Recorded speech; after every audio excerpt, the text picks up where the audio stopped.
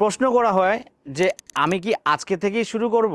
জি, আজকে থেকেই শুরু করবেন, কারণ আগামীকাল বলে কোনো জিনিস নাই। কারণ আগামীকাল আপনি নাও থাকতে পারেন।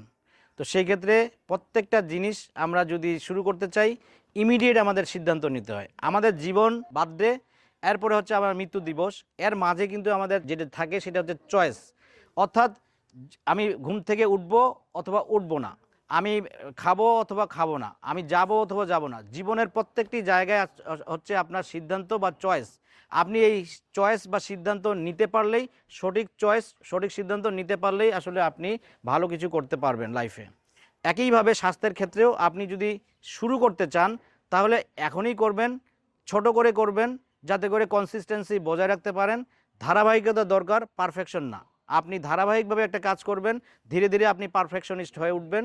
কিন্তু আপনি যদি প্রথম দিনেই পারফেক্ট হতে চান তাহলে আপনি পারবেন না। সেক্ষেত্রে আপনি আজকেই শুরু করবেন এবং ছোট্ট দিয়েই শুরু করবেন, যাতে করে আপনি ধীরে ধীরে এটাকে বাড়াতে পারেন এবং একটা সময় গিয়ে আপনি এটার পরিবর্তনটা লক্ষ্য করতে পারেন। তো দেখবেন আপনি কম্পাউন্ডিং ইফেক্টের ক্ষেত্রেও আপনি দেখবেন যে ছোট্ট একটা জায়গাতে শুরু করছেন, কিন্তু এটা প্রথমে ধীরে ধীরে বাড়ছে, কিন্তু পরবর্তীতে লাফায় লাফায় বাড়ছে। 2 4 হচ্ছে, 4 8 হচ্ছে, 8 16 হচ্ছে, 16 32 হচ্ছে, এভাবে খুব দ্রুত বাড়বে।